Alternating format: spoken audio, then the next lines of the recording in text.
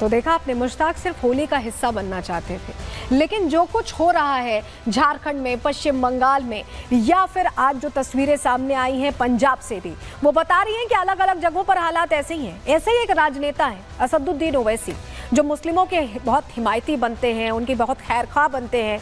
अब उन्होंने भी भड़काने की कोशिश की है। हुआ क्या है, अगली खबर की ओर बढ़ रहे हैं हम। दरअसल असदुद्दीन ओवैसी को वही वाली बीमारी हो गई है जो अखिलेश यादव को हुई थी। जब महाकुंभ बहुत सफल हुआ, बहुत सफल आयोजन हुआ, सब देखकर हैरान रह गए, तो अखिलेश यादव की वो टीस कभी खत्म नहीं हुई। और अब संभल में जिस तरह से होली और जुमा मनाया गया, दोनों त्योहार बहुत शांतिपूर्ण तरीके से अच्छे से मनाए गए, वो अब असदुद्दीन ओवैसी को रास नहीं आ रहा है। हुआ क्या है, क्यों हम ऐसा कह रहे हैं, अब आपको बताने जा रहे हैं। क्योंकि असदुद्दीन ओवैसी को दो तस्वीरें रास नहीं आई, आपको दिखा रहे हैं, जरा तस्वीर देखिए। पहले तीन तस्वीरें आपके सामने रख रहे हैं। एक तरफ होली खेली गई है संभल में, और दूसरी तरफ जुमे की नमाज पढ़ी गई है जामा मस्जिद में। ये जो दो तस्वीरें हैं, वहां के लोग तो बहुत संतुष्ट हैं क्योंकि संभल में सब कुछ अच्छे से हुआ, लेकिन ये भाईजान को पसंद नहीं आई ये तस्वीरें। वो अपनी बौखलाहट दिखाने लगे हैं, भड़काने लगे हैं, और सीएम योगी को घेरने की नाकाम कोशिश भी करते दिखाई दे रहे हैं। क्योंकि ये दो तस्वीरें बता रही हैं कि सब कुछ अच्छा है संभल में, कोई प्रॉब्लम नहीं है। होली भी जमकर खेली गई, नमाज भी पढ़ी गई, और सब खुश भी दिखाई दिए। कल हमने आपको प्रहार में दिखाया भी था कि कैसे नमाजी भी संतुष्ट और खुश दिखाई दे रहे थे। लेकिन असदुद्दीन ओवैसी अपने काम में लग गए, भड़काने वाले काम में। कैसे भड़का रहे हैं, जो पुराने बयान हैं उनका इस्तेमाल करके उस पर जवाब देने में लग गए हैं। पहले यहाँ योगी आदित्यनाथ ने जब होली और रमजान था उससे पहले कहा था, रमजान में जुमे की नमाज थी, उससे पहले कहा था कि नमाज घर में पढ़ सकते हैं, बाहर जाना है तो रंग से परहेज ना करें। ये उनकी तरफ से हिदायत दी गई थी क्योंकि दोनों त्योहार एक ही दिन थे।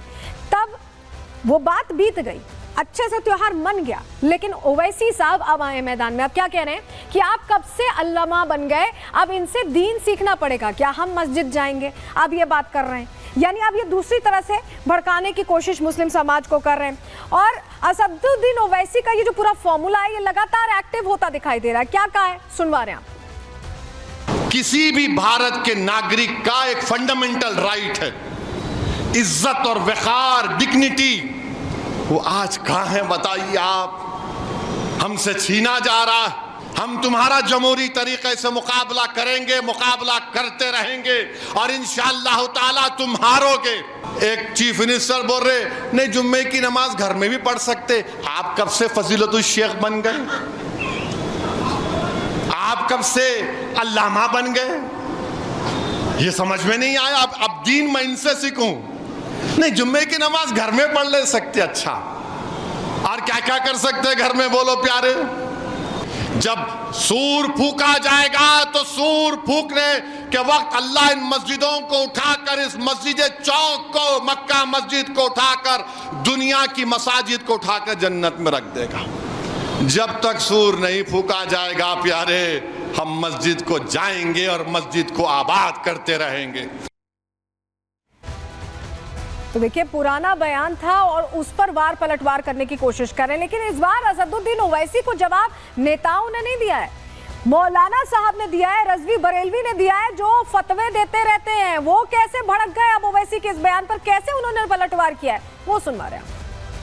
मुसलमान आजाद है और मजहबी एतबार से, सियासी एतबार से अपने तमाम उमूर अंजाम देता है, चाहे नमाज रोजा हो, हज ज़कात हो, जलसा जुलूस हो, नजरो नियाज हो, फातिया हो, या और दूसरी तकरीबात हो, उर्स वगैरह हो।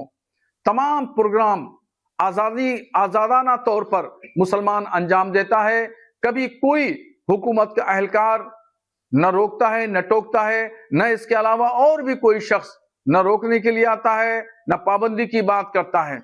तो इसलिए ये कहना कि मुसलमान सुरक्षित नहीं है, मुसलमानों को खतरा है, ये बिल्कुल गुमराह करने वाली बातें हैं, अफवाह फैलाना है, मुसलमानों को भयभीत करने वाली बातें हैं। मैं भारत सरकार से मांग करता हूं ऐसे लोगों को वीजा दे करके हमारे पड़ोसी देश पाकिस्तान, अफगानिस्तान, बांग्लादेश उनको भेज दिया जाए, तो उनको पता चलेगा कि बलूचिस्तान में, खैबर पख्तून में, सूबे सरहद में कैसी खाना जंगी है, क्या सूरत हाल है।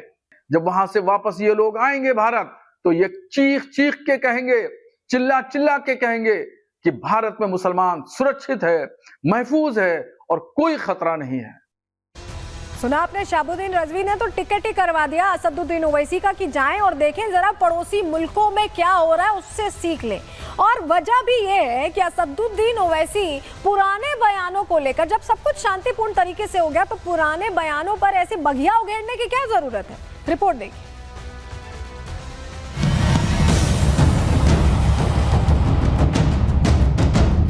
तुम्हारे को डर है तुम नमाज मत पढ़ो, घर में बैठ जाओ। तुम्हारे को अगर डर है तो मत निकलो, घर में बैठ जाओ। ओवैसी सब फेक न्यूज की फैक्ट्री है। असदुद्दीन ओवैसी भरम फैलाने के माहिर खिलाड़ी हैं। ओवैसी जी के जितने भी बयान हैं, धर्म के आधार पे भय फैलाने की राजनीति दिखती है। बीत गई रंगों की होली, ओवैसी की भड़काने वाली बोली।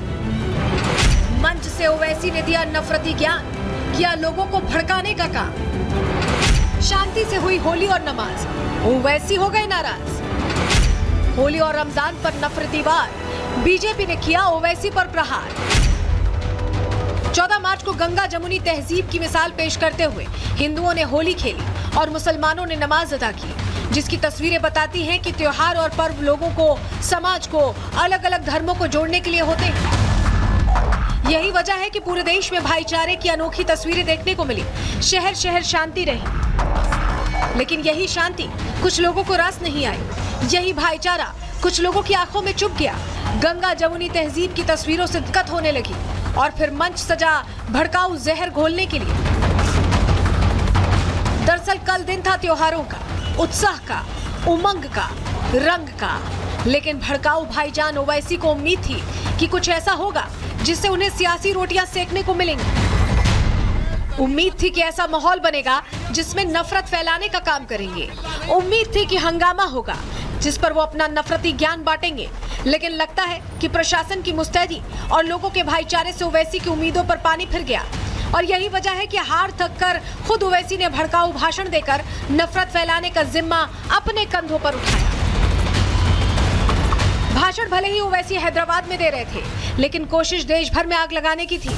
ऐसा इसलिए क्योंकि जिन बयानों पर ओवैसी ने पलटवार किया वो होली के पहले के थे, लेकिन मामला जमता ना देख ओवैसी उन्हीं पुराने बयानों को कुरेद कर अपने काम में जुट गए। काम था नफरत फैलाना, काम था लोगों को भड़काना। लेकिन शायद भड़काऊ भाईजान भूल गए कि अब वो अपने इरादों में कामयाब नहीं होने वाले। हालांकि ओवैसी के बयानों पर सियासी तकरार जमकर हुई। बीजेपी नेताओं ने आरोप लगाया कि ओवैसी इस तरह की भाषा बोलकर केंद्र में बने रहना चाहते हैं। असदुद्दीन ओवैसी भरम फैलाने के माहिर खिलाड़ी हैं।